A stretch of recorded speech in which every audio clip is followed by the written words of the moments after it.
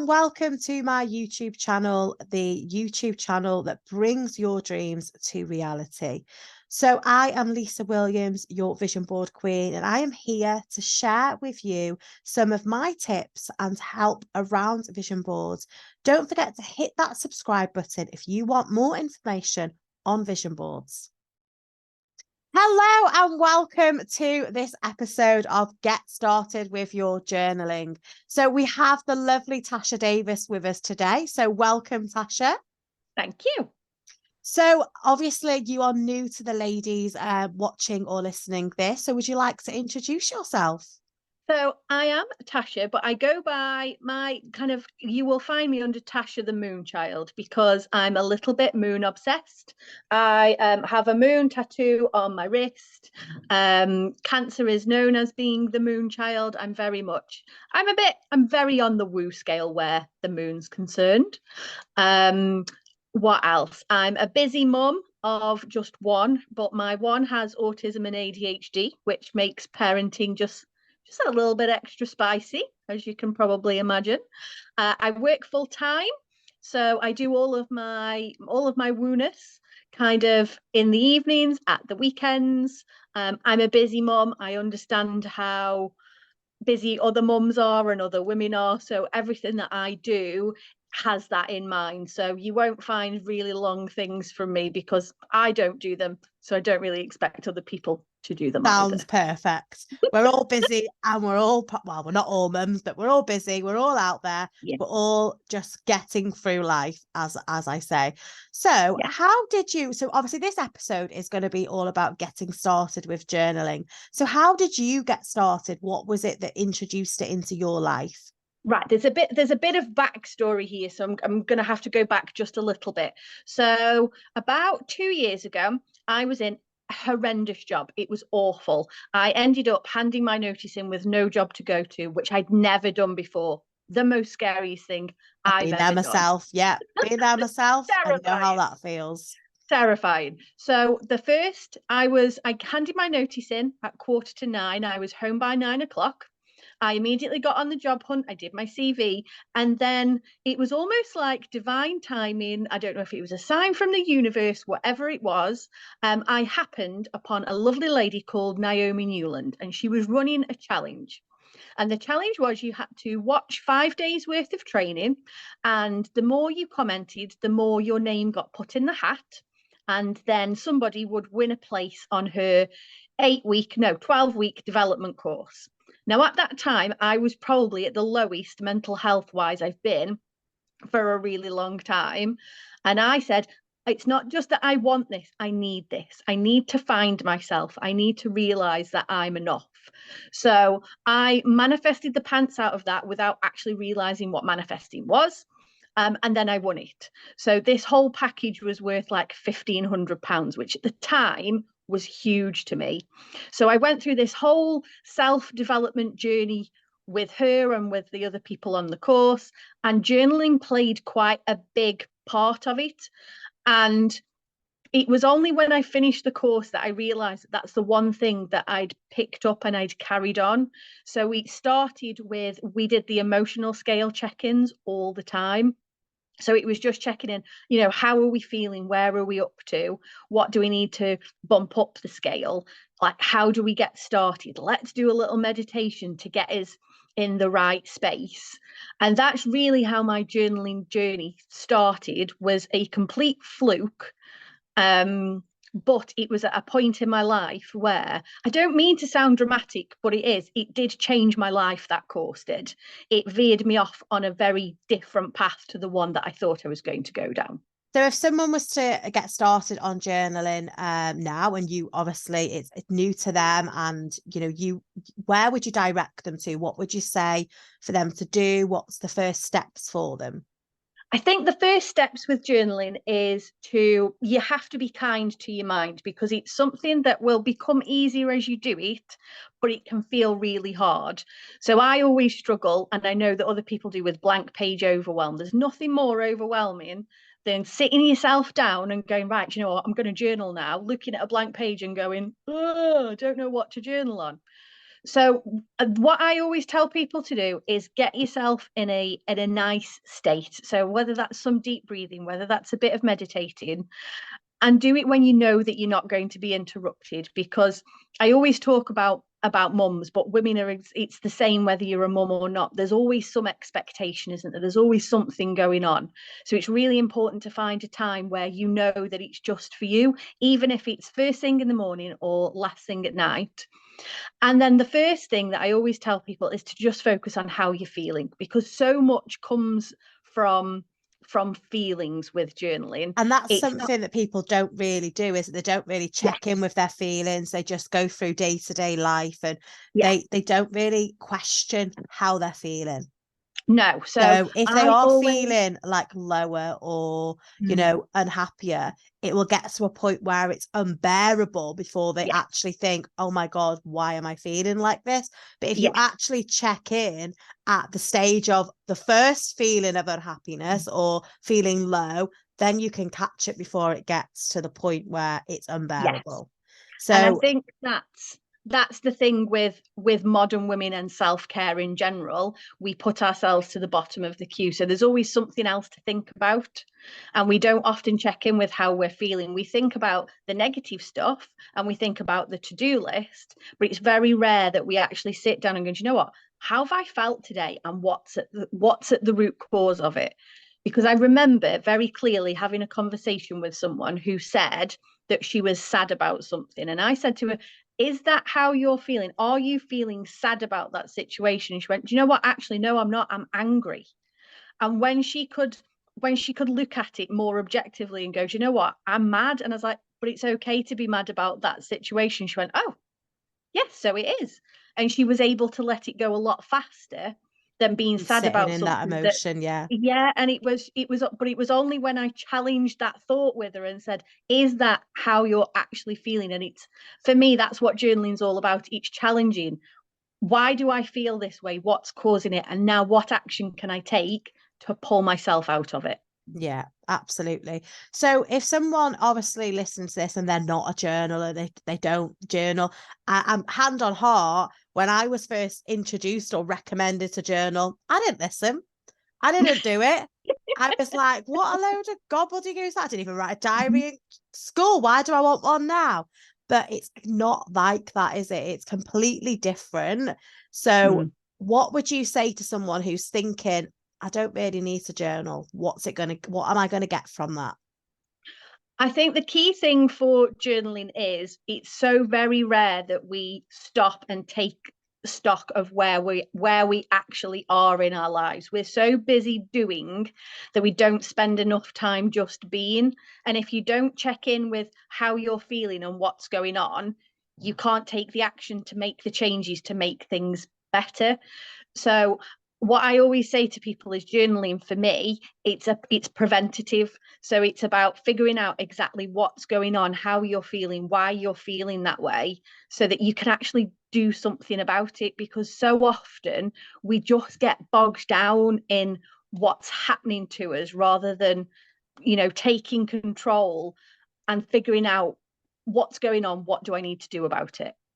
Yeah, definitely. So what would your top tips be to someone who is just about to or give journaling a try? My top tips for journaling are, as I've already said, make sure that you're not going to be disturbed. And I know it's really hard with children and work and all that stuff, but that's my biggest top tip. And don't force it. So if you're not feeling like it, that's absolutely fine. And you don't have to journal every day. I don't journal every day, and that's what I teach people. Journaling shouldn't be a chore. It shouldn't be something that you dread doing. It shouldn't be something either that you just do when things are bad. It's really important to journal when things are going well, and to write your gratitude and to write your positive affirmations, so that journaling just becomes a habit rather than it being something that you Yeah, see, try and for use. me, I had to create it as a habit. So I had to journal every single day until it became a habit. And I started with gratitude journaling first. I just started doing my gratitudes. And then once I'd got into that, that's when I started delving into the deeper feelings, questioning myself, working through things that I'd not expressed before. Now I'm at a point where I like journaling every day, but I don't feel I have to do it every day. But then if I go for a period of time without doing it, I notice a difference. Yeah, and that's the key thing. Once you start it, the second you stop, things will just they'll carry on because you're not checking in with yourself. Yeah. And I think that's the key thing for me. What journaling actually is, it's about checking in with you and not about the to-do list and not the task list. It's, what, how am I feeling right now? And it's just something that us modern women aren't programmed to do. We are programmed and told by society that, everybody else is more important, and we just get pushed to the bottom of the queue. And I think for me, I've created a whole routine around journaling and my self-care, so that even if it's just for half an hour every day, I'm putting myself to the top of that queue. So where do you actually fit your journaling into your routine then, Tasha? So for me, what I do is I do mine last thing at night because I'm not a morning person. You will never see me getting up at 5 o'clock in the morning to do any of this. Not my jazz. But if that works for you, then you go and do it. So for me, I will get myself ready in my pajamas. I will take my makeup off. I will go in my bedroom. I will do some deep breathing, or I will do a meditation, and then I will sit and open my journal, because if I try and do it at any other point, my brain is too busy. There's too much going on. It's only when I stop that really the important stuff comes up to the surface for me, and that's just what works for me. I'm the opposite. So I'm a morning journaler. So Yes. I will get up slightly earlier than the girls, and I will come into my office, which is about 5 steps away from my bedroom. And I will do some reading to get my brain into a positive mindset straight away. If I'm feeling a little bit tired, I might lie in bed and listen to an Audible or a podcast first. And then once I've done that, I will get the journal out and pull a card for the day. Yeah, and I think that's the key thing for me, is it's about finding what works for you, because you journal your way and I journal my way, and that's fine because we're both reaping the benefits, even though we're doing it in a really different way. And like you said, it has to work for you. Now, if someone who, like you've just said, is not a morning person, then getting a journal out in the morning is probably going to be a chore for you. So it's finding what works for you. And it's also that habit stacking as well. So if you're in a habit of maybe having a coffee break at a certain time every day, or having a tea break, then get your journal out with that coffee or tea. So to me, that could work for somebody. It doesn't have to be a morning or a nighttime thing. So find what works for you. I do know people that do it in their lunch break as well, particularly it doesn't necessarily work for people like me that work full time, but business owners who can take a longer time and they know they're not going to get interrupted. They tend to do it on their lunch break and just extend their lunch break. And it actually then breaks up their day a little bit, and it can kind of reset things for the afternoon. So I know people that's a do good it at idea. various points. I should probably do it in the middle of the day as well then, to kind of break my day up, because sometimes I don't give myself a break, which is not good. So if you have, obviously, if someone wants to come in, find what you do and how you work with them, is there anywhere that they could come in, check out what Tasha does and help them with their journaling? Tasha's everywhere. So I've got a Facebook page, I've got a Facebook group, I'm on Instagram, I'm on TikTok, I'm on YouTube, I'm all over the place. But what I'm trying to do is give people the tools to be able to try journaling out for themselves. So what I've done is I'm creating things that are just super simple and easy to do. That's what I'm doing. So I've incorporated my journaling with my moon magic, so you can get a really nice kind of print at home yourself journal prompt card deck set. It's the best way to describe it. Because the other thing about journaling is that you can put pressure on yourself to do it every day. Whereas journaling with the moon is a really good place to start because there's only 8 phases in the month. So it can be a good, And as we're recording this, it is actually a new moon. So exactly. That's a nice little throw in there. It might not be in the new moon when you listen to it, but it is when we're recording it.